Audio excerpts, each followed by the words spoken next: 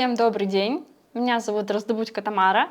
Я специалист в сфере продаж и работы с персоналом. И сегодня мы с вами будем говорить про инструменты увеличения среднего чека. Мы обязательно с вами поговорим про то, что такое средний чек и зачем его вообще необходимо считать, зачем он нужен, какой показатель он демонстрирует, да, и какие решения можно принимать на основании той цифры, которую мы видим по итогам нашего подсчета. Что такое средний чек в целом? Это показатель, который позволяет проанализировать эффективность ваших действий в бизнесе, а правильно ли ведется маркетинговая стратегия, а верны ли решения мы принимаем, а вообще прирастаем мы в нашем бизнесе или стоим на месте. Вот всю эту информацию можно подчеркнуть буквально с помощью одного инструмента, с помощью подсчета среднего чека. Как считается средний чек? И вообще задаю вопрос вам как предпринимателям. А знаете ли вы свой средний чек? И если нет, прошу обратить внимание на формулу, как считается. Средний чек – это ваши доходы, грубо говоря, ваша выручка, разделенная на количество заказов или на количество ваших клиентов. То есть берете всю вашу выручку за месяц, условно 200 тысяч. И, например, клиентов у вас было 1000. Кто-то купил что-то на 5000, кто-то купил на 10, кто-то на 200 тенге. Средний чек у вас будет 2000. Что же делать с этой цифрой и как часто считать этот средний чек? Вот посмотрите, на слайде я представила информацию о том, что средний чек вообще желательно считать хоть еженедельно, ежемесячно, ежегодно. Его можно считать по сотрудникам, в разрезе каждого сотрудника. У вас 10 сотрудников, 10 из них занимаются продажами, по каждому можно посчитать средний чек. Можно посчитать средний чек по дням недели и понять, в какую неделю у нас продажи лучше, выше, или какой сотрудник в этот день работает, почему такой показатель, почему он отличается от других. Также можно посчитать средний чек по точкам продаж, если у вас их несколько, и сравнить, и проанализировать, а почему цифры отличаются, или почему они одинаковые, хотя вложения наши моральные, физические, денежные в разные точки разные. Да, то есть средний чек позволяет очень много информации считать о вашем бизнесе. Итак, зачем его считать? Что анализируем? Как я и говорила, мы можем проанализировать позиционирование компании. Да, то есть средний чек в компаниях, если он низкий, мы понимаем свою целевую аудиторию, мы понимаем, на какую аудиторию мы работаем. Да, если у нас какие-то люксовые продукты, средний чек очень низкий, значит мы понимаем, что что-то у нас идет не так, где-то мы в своей стратегии продаж проваливаемся. Также средний чек позволяет оценить покупательскую способность. Средний чек – это показатель, сколько денег в среднем на нас тратит наш потребитель, наш покупатель, сколько он готов из своего кармана переложить в наш бизнес. Да? И так мы понимаем, кто к нам приходит, кто наш клиент. Также мы в сравнении средних чеков разных сотрудников можем понять качество работы нашего персонала, кто лучше работает, кто лучше старается, кто применяет какие-то техники по продажам, а кто приходит на работу просто так, чтобы отсидеть с 9 до 6. Также мы понимаем результативность маркетинга, то есть если мы знаем, что мы в этом месяце или в этом сезоне включили в расходную часть большие финансовые вложения в маркетинг, не знаю, вы купили рекламу у блогера, либо купили таргетированную рекламу, запустили свой сайт, и при этом средний чек не увеличился или увеличился не так кратно, как нам бы хотелось, да, мы понимаем, что что-то было не так, неправильно была выбрана аудитория, неправильно были выбраны инструменты, что-то сломалось в этой цепочке. Также мы можем выявить сезонность. Где-то есть очевидная сезонность, как в продаже, не знаю, лыж или сноубордической формы, да, с пик сезона, который приходится на ноябрь-декабрь, а где-то есть неочевидная сезонность. И вот благодаря среднему чеку мы можем понять, какой сезон для нас самый пиковый, куда нужно уделить больше внимания.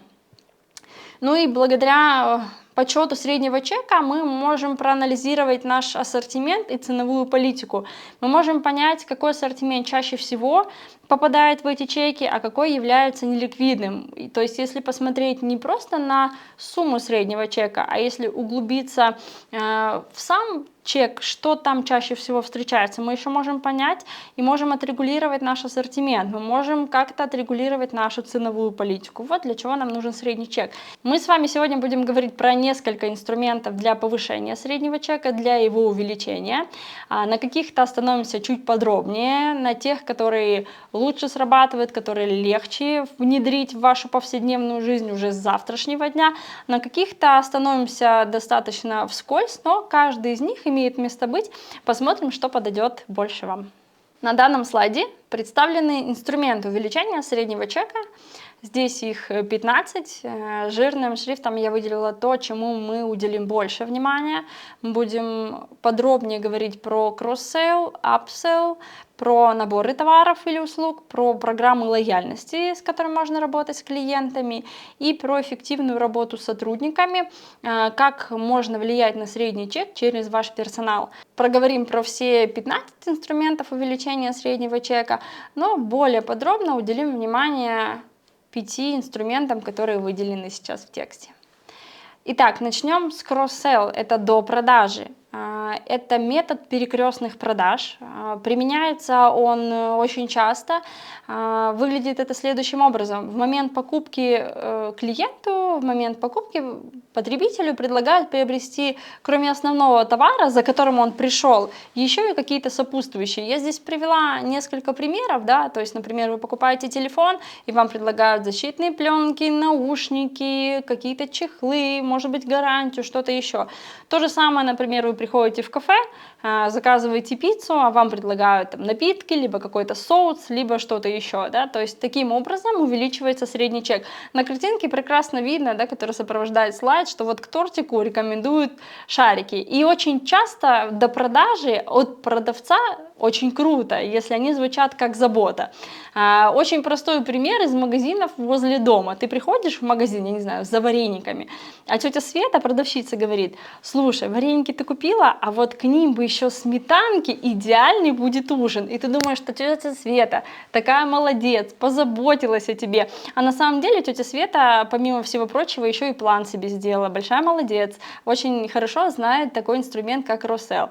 Поэтому подумайте в качестве такого самостоятельного домашнего задания прям несколько пар товаров с какими-то дополнениями. Можете дать задания тем людям, которые у вас работают в продаже, да, то есть 10 основных товаров или один основной товар, и к нему какие-то предметы кросс-продажи. Это очень хорошо также работает и в услугах, да, например, в какой-то бьюти-индустрии мы делаем маникюр, а к нему какой-то дизайн. Это тоже до продажи, да, и очень важно, чтобы ваши продажники или вы, если вы занимаетесь непосредственно продажами напрямую, могли очень быстро сообразить, что же сейчас можно предложить в дополнение к основному продукту или к услуге. Есть еще один инструмент, о котором я хочу с вами сегодня поговорить. Это продажа более дорогого товара. Она называется upsell, то есть когда мы поднимаем цену, поднимаем стоимость. И это тоже может выглядеть в качестве заботы о потребителе. Что такое upsell? Это продажа более дорогостоящего товара. При этом этот товар или услуга должны отличаться более высоким качеством, лучшими характеристиками, чем та заявка, с которой пришел клиент изначально. Ну, например, мы приходим за телевизором 36 дюймов, да, а продажник в нашей компании говорит: слушайте, а вот какой размер вашей комнаты, там, а чаще всего какие передачи вы слушаете, а нравится ли вам эффект кинозала, да, и предлагает, заботясь о нашем потребителе, уже не 36 дюймов, а 48. И клиент думает, что вот я же изначально этого не знал и не особо планировал, но так мне хорошо рассказали про продукт, что я готов купить тот же самый, но дороже. Да, вот у нескольких еще есть компаний примеры, например, у провайдеров связи, знаете, когда-то это было очень популярно. Красивые телефонные номера, казалось бы, функционал тот же самый, но чуть-чуть улучшается качество продукта, характеристики, его свойства, и сразу стоимость увеличивается в несколько раз. Да? Поэтому здесь вот на картинке также изображен тортик, но уже в 2 яруса. И вот это тот самый upsell. Продукт тот же самый, но характеристики улучшаются, презентация улучшается, увеличивается стоимость. Благодаря этой технике средний чек тоже увеличивается, хотя продукт остается прежним. Еще один инструмент, который хочу с вами сегодня обсудить, это наборы товаров или наборы услуг. Это очень часто пользуется популярностью, этот инструмент, особенно ближе к праздникам, потому что продажа нескольких товаров или услуг вроде бы в составе одного набора создает видимость выгоды для потребителя. При этом не все товары из этого набора могут быть ему нужны. Но вот он создает такое впечатление, что как будто бы мне набор приобрести выгоднее, и это увеличивает средний чек в том числе. При этом часто бывает, что действительно, если купить товары по отдельности, они выйдут дороже, чем в совокупности в наборе. Почему так происходит? Очень часто производители вкладывают в наборы какие-то товары неплохого качества, нет, неликвидные, те, которые у них не столь популярны, для того, чтобы улучшить экономические показатели внутри компании, они готовы пойти на этот шаг, и сразу большой объем у них уходит. Почему еще может уйти большой объем? Потому что наборы это очень часто что-то красиво упакованное, и почему говорю, что к праздникам растет популярность этого инструмента. Очень классно кому-то подарить вот такой красивый упакованный набор, где много-много всего, вот как на картинке представлено. И в чем выгода клиента уже понятно. В чем наша выгода? Мы позволяем, во-первых, увеличить средний чек. Что такое увеличенный средний чек? Это количество наличных денег уже сейчас у нас. То есть мы когда-нибудь наш неликвидный товар можем продать чуть дороже, но можем продать через месяц, через год, а мы знаем, что деньги дешевеют каждый день, и нам выгоднее, безусловно, получить живые деньги сегодня. Именно поэтому иногда готовы пойти на работу с этим инструментом. Именно этот инструмент является хорошей возможностью избавиться от ненужных товаров, от неликвидных, чтобы быстрее приобрести что-то, что будет быстрее оборачиваемо, чтобы мы быстрее могли зарабатывать свои деньги. Поэтому средний чек это вот показатели, которые позволяют еще быстрее нам получить живые деньги. Еще один инструмент, который я хочу обсудить подробнее, это программы лояльности. Это программы непосредственного взаимодействия с клиентами. Эта схема построена на системе вознаграждения именно постоянных покупателей. Статистика говорит о том, что нового клиента всегда дороже привлечь раз в 6, чем оставить и работать с постоянным клиентом. Почему так происходит? Чтобы привлечь нового клиента, нужно потратиться на маркетинг, на рекламу, нужно завоевать его лояльность, нужно с первого раза все сделать так, чтобы он у нас что-то приобрел. Постоянный клиент, наш лояльный, позволяет нам иногда делать ошибки. С постоянным клиентом можно внедрять что-то новое, он всегда готов к экспериментам, потому что он к нам уже хорошо относится. Да? Постоянный клиент, зная нас хорошо, будет постоянно каждый раз приносить нам еще немного денег. И по подсчетам экспертов, хорошо составленная программа лояльности помогает увеличить средний чек на 30%. На картинке представлена самая простая схема программы лояльности. У каждого, наверное, в кошельке или в сумке или в портмоне лежит вот такая вот карточка, где написано, что каждый 6-й кофе в подарок, и там даже несколько печатей проставлены.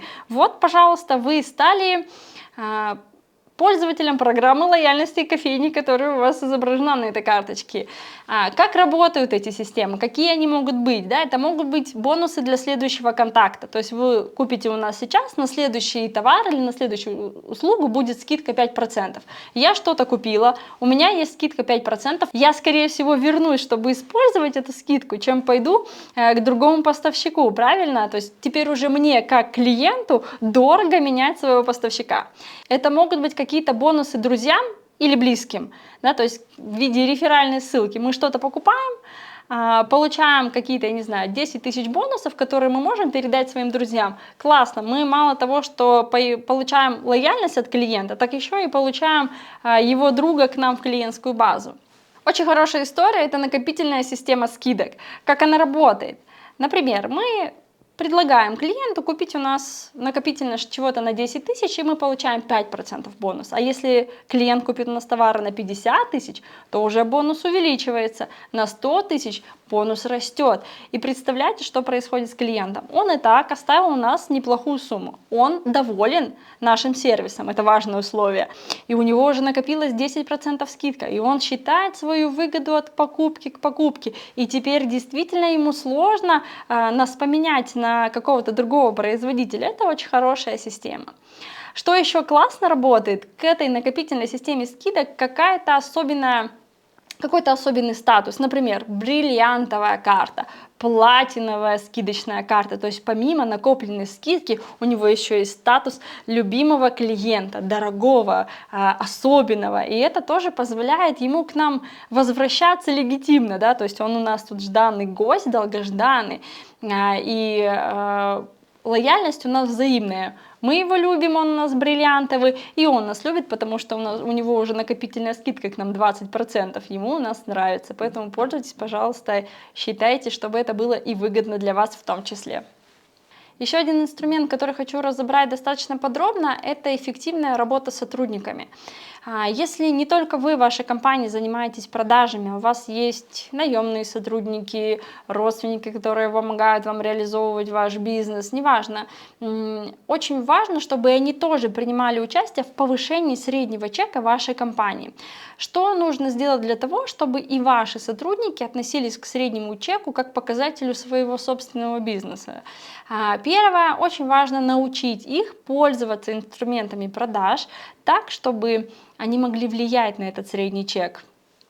Также очень хорошо работают для повышения эффективности работы персонала.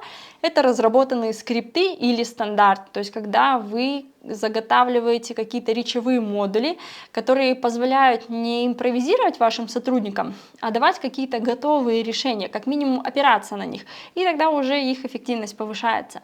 Очень круто работает система KPI, это ключевые показатели эффективности, и тогда необходимо немного менять систему мотивацию материальную вашей компании. Очень часто те люди, которые работают в продажах, в качестве оплаты имеют окладную часть и переменную часть. И вот переменная часть опирается на ключевые показатели эффективности. Как это работает? Например, у нас 5 продажников. Кто сделает самые большие 3 средних чека, те получают премию. Или кто сделает самый большой средний чек за неделю, за месяц и так далее.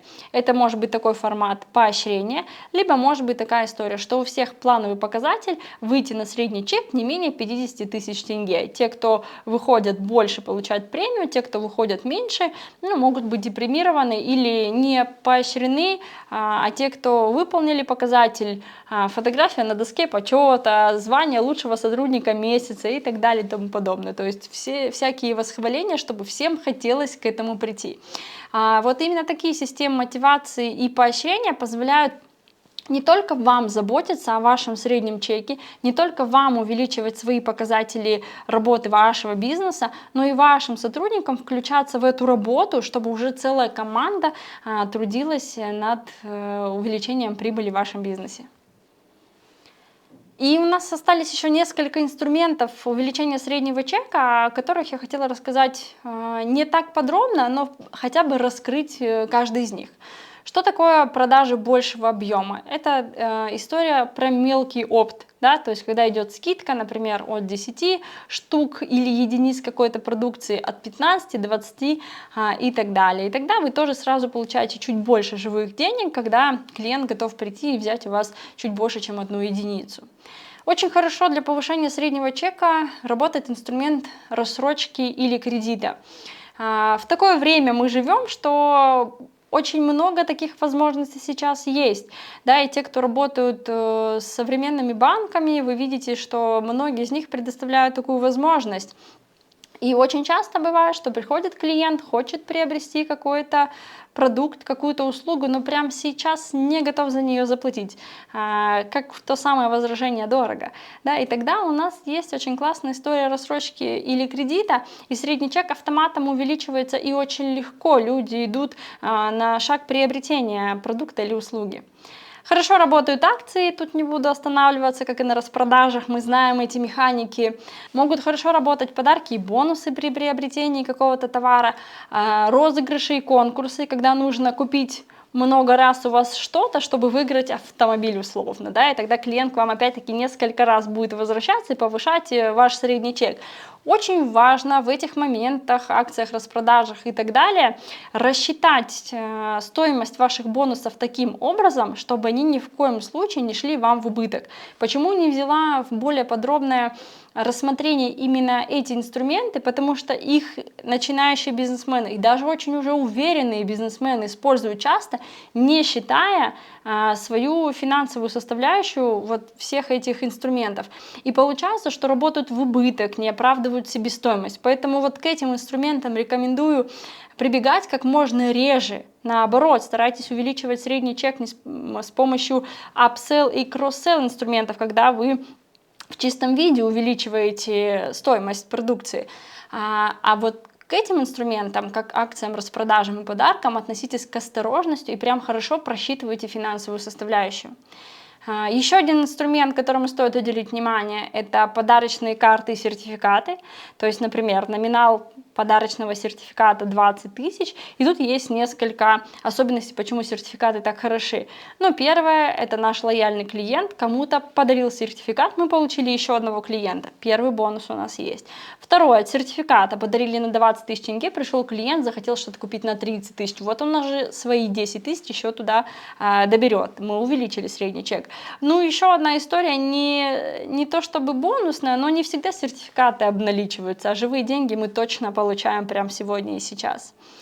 Еще один классный инструмент повышения среднего чека – это персонализация продаж.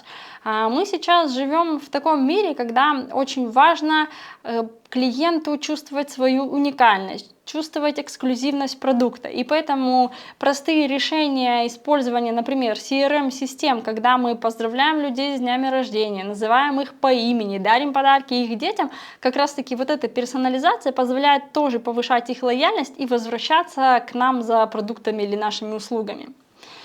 Есть неплохой инструмент по установке минимальной суммы заказа, то есть когда мы говорим, что от 100 тысяч вы у нас покупаете, и доставка бесплатная, да, то есть мы какую-то минимальную сумму ограничиваем, ту, которая для нас выгодна, да, или там от 50 тысяч бонус на следующую покупку там 2% условно.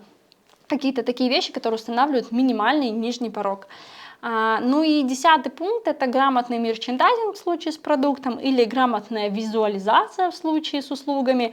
Очень часто в продажах покупатель ест глазами наш продукт или услугу, он влюбляется в нее через визуальную составляющую, да, почему так сейчас важен контент в Инстаграме, классный сайт, почему так важна упаковка, да, именно потому, что клиент, потребитель чувствует себя владельцем продукта не с того момента, как он за него заплатил и с ним ушел, а когда он его увидел и представил себя с этим продуктом или с этой услугой.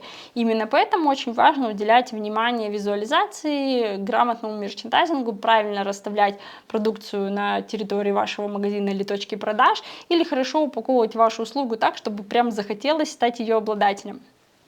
Но что касается инструментов среднего чека, в целом у меня все, на самом деле их гораздо больше, но это самые активные, самые интересные, позволяющие быстро, уже буквально с сегодняшнего дня увеличивать средний чек вашей компании и увеличивать вашу прибыль. Спасибо за внимание.